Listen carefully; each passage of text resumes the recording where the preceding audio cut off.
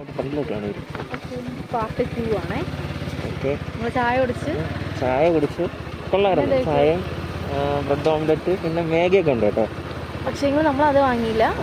ഇത്രയും കഴിച്ചപ്പോൾ തന്നെ 74 രൂപയാണ് ഒരു ബ്രെഡ് ഓംലെറ്റാണ്. ഒരു ബ്രെഡ് ഓംലെറ്റ് വന്നിട്ട് 50 രൂപയാണ്.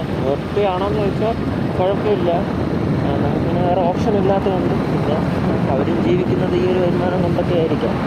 അപ്പം നമ്മൾ പിന്നെ അവിടെ ഇങ്ങനെയൊക്കെ വരുമ്പോഴത്തേനും അതിൽ പൈസയുടെ കാര്യം വിശിട്ട് കാണിച്ചിട്ടൊന്നും യാതൊരു കാര്യമില്ല. അപ്പോൾ അതുകൊണ്ട് അതെ അത് കറക്റ്റാണ്. അപ്പോൾ തണുപ്പിൻ്റെ ആ ഒരു ക്ലൈമറ്റിൽ ആ ചൂട് ചായ, കട്ടൻ ബ്ലാക്ക് ടീ ഉണ്ട്, കോഫിയൊക്കെ ഉണ്ട് കേട്ടോ. അതൊക്കെ അതിൻ്റെ കൂടെ ഈ സാധനം ബ്രെഡ് ഓംലെറ്റ് കൊള്ളാം, നല്ല രസമുണ്ട്. നമ്മൾ ഒരെണ്ണേ വാങ്ങിച്ചുള്ളൂ. ചായക്ക് 12 രൂപയാണ്, ഇതിന് കോഫിക്ക് 20 അല്ലെങ്കിൽ 15 അങ്ങനെ ആയിരിക്കാം. അപ്പം ഈ കോട നിങ്ങൾ കണ്ടോ? ഇത്രയും മനോഹരമായിട്ടുള്ള കോട എനിക്ക് തോന്നുന്നു മൂന്നാറിലൊക്കെ ഞാൻ ഒരു വർഷം മുന്നേ മൂന്നാറിലൊരു ഫാമിലി ടൂർ പോയപ്പോഴത്തേനും അവിടെ യാതൊരു തണുപ്പും ഒരു ക്ലൈമറ്റും ഇല്ല. ക്ലൈമറ്റ് ഏതാണ്ട് മെയ് മാസം ആണ് ഞങ്ങൾ പോയത് കേട്ടോ. മെയ്യിലല്ല, ജൂണിൽ. ആ ഒരു മഴ സീസൺ വന്നിട്ട് പോലും അവിടെ ഒരു തണുപ്പ് ഒന്നും തന്നെ ഇല്ല. നമുക്ക് ഭയങ്കര ഒരു ഫ്ലോപ്പ് എന്ന് പറയാൻ പറ്റില്ല, എന്നാലും ഭയങ്കര ക്ലൈമറ്റ് വളരെ മോശം. പക്ഷേ അതൊക്കെ വെച്ച് നോക്കുവാണെങ്കിൽ നമ്മളെ വിരളെത്താവുന്ന ദൂരത്തിൽ വളരെ അടുത്ത് ക്ലൈമറ്റ് തന്നെ ഒരു സ്പോട്ട് വേറെ ഇല്ല. ഇതിന് കേരളത്തിൽ തന്നെ വേറെ കാണാൻ സാധ്യത കുറവാണ്. ചിലപ്പോൾ വയനാടൊക്കെ ഉണ്ടായിരിക്കാം. അറിയുന്നുള്ളവർ അങ്ങനത്തെ സ്പോട്ടുകളൊക്കെ ഉണ്ടെങ്കിൽ ഈ വീഡിയോയുടെ താഴെ കമൻറ്റ് ബോക്സിൽ ഒന്ന് പറയണം കേട്ടോ. പക്ഷേ പൊന്മുടിയിൽ വന്നിട്ടുള്ളവർക്കറിയാം, വളരെ ഇപ്പം ഏതാണ്ട് ഞങ്ങൾ 2 ദിവസത്തിന് കഴിഞ്ഞെന്ന് തോന്നുന്നു, കറക്റ്റ് അറിയത്തില്ല, 2 ദിവസത്തിന് കഴിഞ്ഞെന്ന് തോന്നുന്നു. പക്ഷേ ഇപ്പോഴും എനിക്ക് തോന്നുന്നത് ഏതാണ്ട് കുറേ ദൂരം ഈ ഒരു ക്ലൈമറ്റ് തന്നെ ആയിരിക്കും എന്നാണ് എൻ്റെ ഒരു വിശ്വാസം. താഴെ ഇറങ്ങുമ്പോഴും അങ്ങനെ ആവുമെന്ന് തോന്നുന്നു. ഇവിടെ ഒരു അമ്പലവും കാര്യങ്ങളും ഇവിടെ ഒത്തിരി ആൾക്കാരുള്ള ഒരുപാട് വരുന്ന സമയമാണെങ്കിൽ നമുക്ക് ഭയങ്കര വൈബായിരിക്കും. എന്നുവെച്ചാൽ ഞാൻ മുമ്പ് ഒരിക്കൽ വന്നപ്പോഴത്തേനും ക്യൂ മീൻസ് തിരക്കിൽ ബ്ലോക്ക് കണക്ക് കിടന്നിട്ട് ഇങ്ങനെ പോകുമ്പോഴത്തേനും അത് വേറൊരു വൈബാണ് കേട്ടോ. അത് അപ്പം എല്ലാവരുമായിട്ട് നമുക്ക് നമ്മുടെ വലിയൊരു ടൂറിസ്റ്റ് പ്ലേസിൽ പോകുന്നതിൻ്റെ ഒരു ഇതാണ്. പിന്നെ ഇപ്പം കണ്ടില്ലേ കുറച്ച് കടകൾ, ആ കടകൾ കഴിഞ്ഞാൽ പിന്നെ ഇതിൻ്റെ ഇടയ്ക്കൊന്നും വേറെ കടകൾ അങ്ങനെ ഒരുപാടില്ല, എല്ലായിടത്തൊന്നും ഇല്ല. ഏതാണ്ട് എനിക്കൊരു തോന്നുന്നൊരു അവിടം കഴിഞ്ഞാൽ പിന്നെ ഒരു 8-9 കിലോമീറ്റർ കഴിഞ്ഞാൽ പിന്നെ കുറച്ച് കടകൾ ഉള്ളൂ എന്നാണ് എനിക്ക് തോന്നുന്നത്. എന്നിരുന്നാലും കുഴപ്പമില്ലാത്ത ഫുഡുകളൊക്കെ കിട്ടും. പിന്നെ ഉച്ച സമയത്തൊക്കെ ഞങ്ങൾ വന്ന സമയത്ത് ഇടയ്ക്ക് ഈ തേയില വിൽക്കാനും കുറച്ച് ചേച്ചിമാരൊക്കെ ഉണ്ടായിരുന്നു. അതുപോലെ തന്നെ തേയില വിൽക്കുന്നതിനൊക്കെ തന്നെ മറ്റേ ഈ അച്ചാർ ഐറ്റംസ് മീൻസ് ഈ പൈനാപ്പിൾ, പിന്നെ മറ്റേ ഉപ്പും മുളകോടൊക്കെ ചേർത്ത് അങ്ങനത്തെ കുറേ സംവിധാനങ്ങളും, പിന്നെ മറ്റേ നെല്ലിക്ക, കാരക്ക, അതുപോലെ നമ്മുടെ വീട്ടിൽ നിൽക്കുന്ന കുറേ സാധനങ്ങളൊക്കെ ഉണ്ടല്ലോ, അതൊക്കെ മാങ്ങയൊക്കെ അരിഞ്ഞിട്ട് ഭയങ്കര അടിപൊളിയായിട്ട് വെച്ചിട്ടുണ്ട്. അതൊക്കെ ഈ ഒരു ക്ലൈമറ്റിൽ തിന്നാൻ ഭയങ്കര ടേസ്റ്റാണ് കേട്ടോ, ഭയങ്കര ടേസ്റ്റ്. അവർ അറിയാമല്ലോ, അവർ മൂട് നോക്കാൻ ഭയങ്കര ഇല്ലാത്ത മൂടാണ്. മറ്റൊന്നൊരു ഈ വണ്ടിയുടെ കാര്യം ശ്രദ്ധിക്കുമ്പോഴത്തേനും നമ്മുടെ പിന്നെ ഫസാഡ് ഇട്ട് തന്നെയാണ് ഈ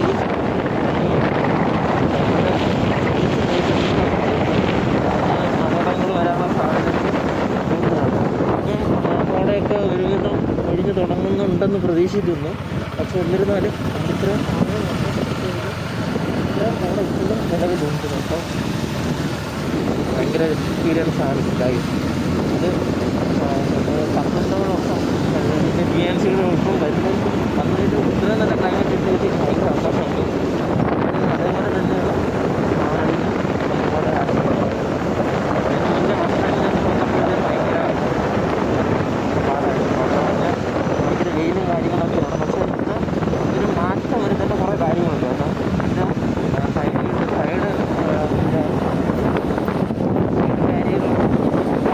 മാർക്കിങ്സ് ഒന്നുമില്ല. എന്നുവെച്ചാൽ വളവുണ്ട്, എന്നുവെച്ചാൽ നമ്മുടെ അതിപ്പം ഡിസാസ്റ്റർ ഹെയർപിന്നാണ് കേട്ടോ തിരിയുന്നത്. നമ്മുടെ ട്രാഫിക്കിൽ വരുന്ന കുറേ മാർക്കിങ്സ് ഇതൊന്നും ഇവിടെ വെച്ചിട്ടില്ല. സൈനുകളോ അല്ലെങ്കിൽ അങ്ങനത്തെ ഒരു കാര്യങ്ങളും ഇവിടെ വെച്ചിട്ടുണ്ട്. നമ്മൾ ശ്രദ്ധിച്ച് പോയില്ലെങ്കിൽ റിഫ്ലക്ടറൊക്കെ വെച്ചിട്ടുണ്ടെങ്കിൽ ഭയങ്കര ഉപകാരമായിരുന്നു. സൈഡ് ബാരിയറെങ്കിലും അഡ്ജസ്റ്റ് ചെയ്ത് അറ്റ്ലീസ്റ്റ് വെക്കണം. കുറേ ഇതുകളൊക്കെ ഭയങ്കര കൃത്യമായിട്ടുള്ള സ്ഥലങ്ങളൊക്കെ ഉണ്ട്. അപ്പോൾ നമ്മൾ കണ്ണ് ഒന്ന് തെറ്റുക നമ്മൾ ചിലപ്പോൾ താഴെ പോകും. അത് ശ്രദ്ധിച്ച് എല്ലാവരും വണ്ടി ഓടിക്കുക. ഓടിക്കുമ്പോഴത്തേനും അവിടെ നിന്ന് ഇറങ്ങിയിട്ട് ഏതാണ്ട് ഒരു 4 കിലോമീറ്ററോളം, 4 കിലോമീറ്റർ അല്ല അതിന് പുറത്തോളമായി. അപ്പം അത് കോട കഴിഞ്ഞു, ഏതാണ്ട് കഴിഞ്ഞു. തേയിലയുടെ പോർഷൻ എല്ലായിടത്തും തേയിലയും കാര്യങ്ങളൊക്കെ ഉണ്ട്. പക്ഷേ ഞങ്ങൾ മൂന്നാറാണത്തുള്ള അത്രയും എക്സ്പെക്ട് ചെയ്തൊന്നും വരണ്ട. ഇപ്പം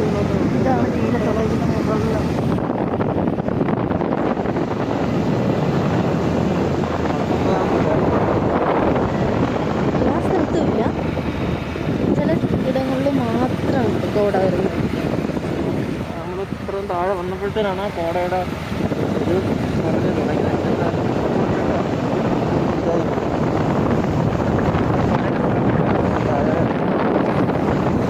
മരങ്ങളൊക്കെ ഉണ്ട്. പിന്നെ ആനയൊക്കെ ഉണ്ടെന്ന്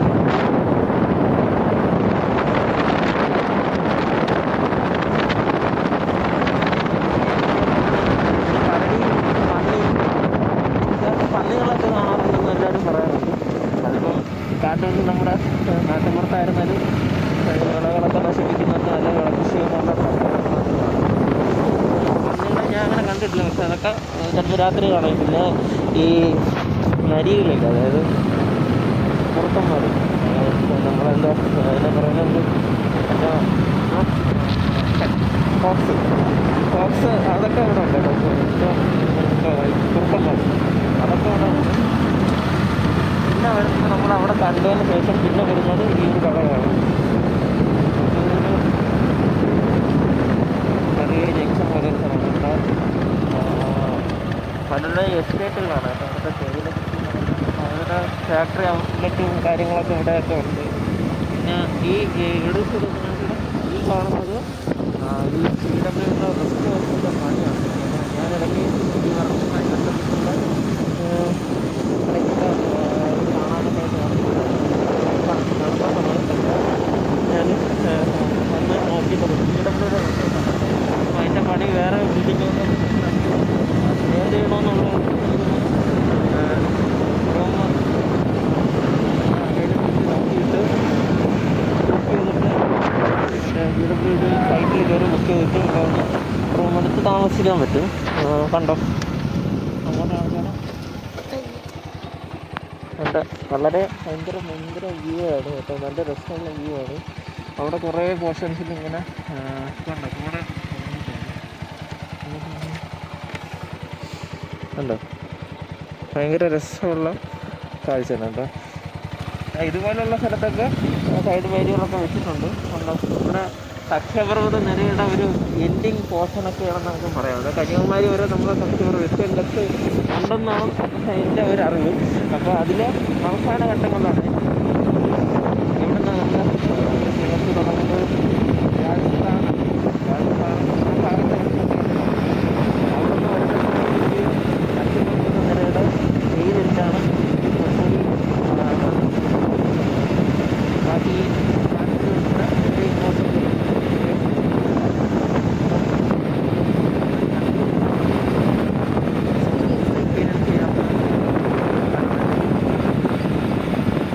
ഒത്തിരി തവണ ഇതിൽ മുന്നേ വന്നിട്ടുണ്ടെങ്കിലും ഞാനിങ്ങനെ വീഡിയോസൊന്നും അങ്ങനെ എടുത്തിട്ടില്ല. അപ്പോഴും കുറേ ഫോട്ടോസൊക്കെ നമ്മളെടുത്ത്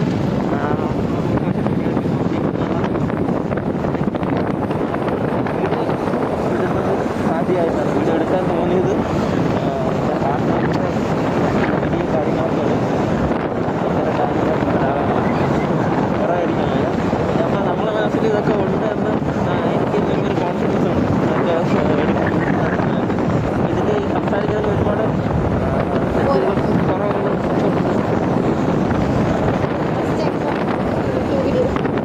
അമ്പലങ്ങളൊക്കെ അവിടെ സ്വാമി ക്ഷേത്രമൊക്കെയാണ്. അയ്യപ്പ ക്ഷേത്രമൊക്കെ ഉണ്ടോ. തേയിലത്തോട്ടങ്ങൾ ഭയങ്കര രസമുള്ള വ്യൂ ആണ് കേട്ടോ. വോയിസ് ഓവർ ഫസ്റ്റ് ടൈമാണ് കൊടുക്കുന്നത് കേട്ടോ. ഒത്തിരി വീഡിയോസ് നമ്മൾ വെറുതെ കുറേ ബാക്ക്ഗ്രൗണ്ട് മ്യൂസിക്കൊക്കെ കൊടുത്തിട്ട് ആഡ് ചെയ്യുന്നുണ്ട്. അപ്പോൾ ചിലവർക്ക് അതൊരു മടുപ്പായിട്ട് തോന്നും. ഈ വോയിസ് ഓവർ എടുത്തിട്ട്